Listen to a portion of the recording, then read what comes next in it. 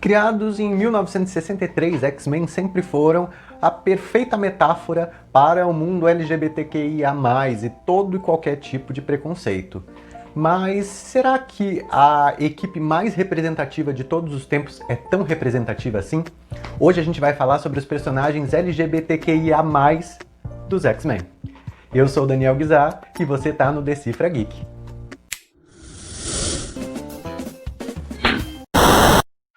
Antes de ver quais são os personagens que fazem parte da comunidade LGBTQIA+, nós precisamos entender que a sigla tem um problema. Porque ela mistura sexualidade com gênero. Sexualidade se refere ao outro, quem o indivíduo se relaciona sexualmente e amorosamente. Um homem que se relaciona com uma mulher é considerado heterossexual. Um homem que se relaciona com um outro homem é considerado homossexual. Gênero se refere a si mesmo, como você se vê interagindo com o mundo à sua volta. Um bebê pode nascer com um órgão sexual feminino e ao crescer se descobrir como um homem trans. A maior dupla, quando a gente pensa sobre isso, de um relacionamento lésbico, são da Sina e da Raven, a mística, certo? O que acontece é que essas personagens foram criadas nos anos 80 pelo Chris Claremont, autor da Fênix Negra e dos maiores clássicos dos X-Men. E, sendo a mística uma mulher azul, que estava sempre muito bonita, com aquele vestido branco dela, e ela sempre estava com uma mulher que aparentemente era mais velha, que era Irene Adler, ou Irene Adler pra gente. E essa mulher era a Sina, ela tinha poderes pregonitivos, ela adivinhava o futuro. Sempre foi deixado bem claro que tinha alguma coisa entre as duas. Conforme foram passando diversas edições, elas chegaram ali no Days of Future Past, e elas já chegaram como vilãs, a gente não sabia muito sobre elas, a Irene parecia ser muito mais velha do que a Raven, só que a gente acaba descobrindo com o passar dos anos que elas têm a mesma idade, que elas têm vivido como amigas durante muitos anos. E esse relacionamento foi crescendo, foi passando. Um pouquinho antes da Sina morrer, sim, a Sina morre. Tem uma revista chamada Marvel Fanfare 40, que é a primeira vez onde a Raven chama a Sina de My Love, meu amor. E ali o Chris Claremont deixa bem claro que tinha algo entre as duas. Lembrando que elas eram chamadas de amigas durante muito tempo, isso porque era muito difícil, além da sociedade que a gente já vê hoje em dia, as pessoas reclamando de se falar sobre coisas que existem, imagina nos anos 80. A Mística, como todo mundo sabe, ela é a mãe do Noturno, certo? Mas o que nem todo mundo sabe é que a ideia inicial do Chris Claremont é que ela fosse o pai do Noturno. Ou seja, ela como a transmorfa que é, pode ter o gênero que ela quiser, então ela teria se transformado em homem e teria tido o Noturno junto com a Irene Adler, que é a Sina, e assim ela seria mãe e pai do Noturno. Acontece que a Marvel não autorizou isso. As duas tiveram finalmente o seu relacionamento revelado e exposto nessa revista que está aqui. E ali é a primeira vez que realmente é oficial, é canônico, que as duas têm um relacionamento, sendo que todo mundo sempre soube disso. A Karma, membro original dos Novos Mutantes, também precisa ser citada aqui, pois foi uma das primeiras mulheres a sair do armário dentro dos X-Men. Sobre os personagens gays, a gente já falou nesse vídeo que tá nesse card aqui em cima, é só clicar se você perdeu. Agora, só pra não deixar em branco aqui, a gente vai falar do Anou, ou Anole, que é um personagem que fez parte dos Novos Mutantes e, posteriormente, dos Novos X-Men. Ele é o típico exemplo da nova geração de gays, que se assume muito novo e que já sabe o que quer, não tem medo do mundo. Os bissexuais, a gente pode falar sobre o Rictor e o Shatterstar, que foram criados, principalmente o Shatterstar ali, com aquela coisa da masculinidade dos anos 90. Acontece que o Rictor e o Shatterstar sempre foram muito amigos, eles sempre se importaram muito um com o outro. Apesar deles já terem tido relacionamento com mulheres, sempre foi deixado meio claro que eles eram amigos muito especiais, no mínimo. Porque sempre Um falava que sentia falta do outro. Quando o Rictor teve que resolver as coisas com a sua família no México, o Shatterstar também saiu da equipe e foi com ele pro México. Sempre era um atrás do outro. E daí o que aconteceu que em 2009 o Peter David, que é um grande autor de quadrinhos, quando ele reestruturou o X-Factor, o Rictor já estava na equipe e de repente o Shatterstar foi tirado de um transe e a primeira coisa que ele faz é beijar o Rictor na frente do portão do Strong Guy.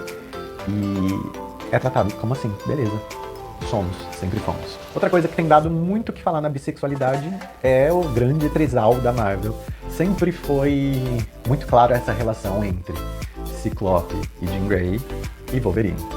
Sempre foi um grande triângulo amoroso de um pegando o outro, que pegava o outro, que pegava o outro, que entrou Emma Frost na história. Acontece que agora, com o Hickman, em 2019, começou a se parecer que os três tinham um certo carinho, que os três estavam sempre juntos, bebendo, um abraçado com o outro, Ciclope e Wolverine, Wolverine abraçado com a Jean na frente do Ciclope, até que apareceu uma imagem do quarto. Cada um dos Summers, eles têm um quarto separado do outro, e existe um quarto triplo, que tem ali Ciclope, Jean e Wolverine, e esses 3 quartos têm passagem de um para o outro. Não é que é tipo o do Ciclope e da Jean e o Wolverine é do lado, não. Os 3 quartos são interligados. Interessante essa história. E nesse quadrinho Giant Size Storm, o Ciclope está sendo bem carinhoso com o Wolverine. Já em X-Men 7, os dois, enquanto conversam olhando para a Terra, o Wolverine fala sobre a Jean de biquíni, o Ciclope fala sobre ele mesmo de sunguinha e o Wolverine concorda, falando, bom, quem diria não para isso? E com a letra T, a gente chega nos transexuais, que são aquelas pessoas que não estão de acordo com o seu sexo de nascimento. Ou seja, ela não se identifica com o sexo biológico. Apesar de X-Men falar tanto sobre a liberdade, sobre a opressão, ser uma metáfora para o que é diferente, a gente não tem nenhum personagem X-Men que realmente é transexual. A gente tem algumas pessoas que estão próximas do ciclo ou já passaram pelo ciclo dos X-Men. E nós tivemos a primeira personagem realmente transexual ali em 1994. Numa história onde a gente tinha a Mary Typhoid. Nas revistas Marvel Comics Presents 150 e 151, nós somos apresentados a um crossover entre o Wolverine, o Demolidor, o Vingança e a Mary Typhoid. E no meio de tudo isso, a Mary tá com graves problemas com as suas personalidades porque ela não consegue ter uma personalidade mais amena. E ao resgatar uma garota, ela acaba descobrindo que essa garota não havia nascido geneticamente como garota. E assim a gente conhece a primeira personagem transexual da Marvel, a Jessie Drake, uma menina mutante que tem o poder de empatia metamórfica, ou seja, além de conseguir entender os sentimentos dos outros, ela consegue mimetizar tanto a aparência da pessoa quanto a sua própria personalidade. E no meio de tudo isso, temos discursos bem progressistas para 1994, mas que podem parecer datados hoje em dia, quando a própria Jessie aparece com o discurso de que é uma menina que nasceu presa num corpo de menino. A personagem é muito interessante, mas infelizmente ela nunca mais foi usada. E até o momento, dentro da franquia X, nós não temos mais nenhuma personagem transexual. Também temos a personagem Nuvem, que muitas vezes aparece com o corpo masculino e muitas vezes aparece com o corpo feminino. Apesar de não ter nascido na Terra e ter várias problemáticas na sua história lá dos anos 80, a gente até poderia considerar o Nuvem ou a Nuvem um transgender fluid.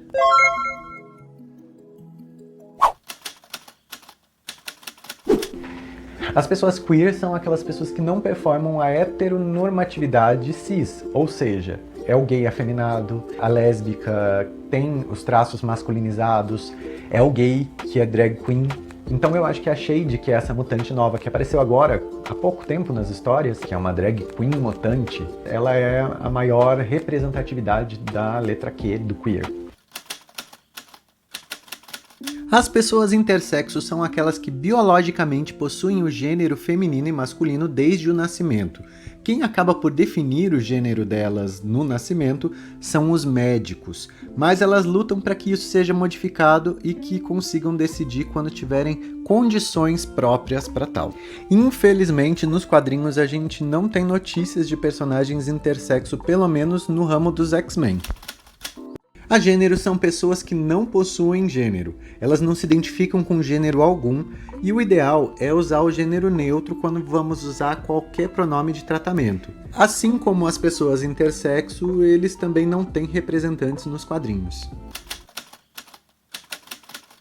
E o mais, que são todos os outros gêneros, porque a gente já tem conhecimento de mais de 37 gêneros, e é só o que a gente tem conhecimento. E, para todo mundo que reclama sobre representatividade, agora tem gay em todo lugar, agora tem trans. Acontece que sim, tem em todo lugar, sempre teve.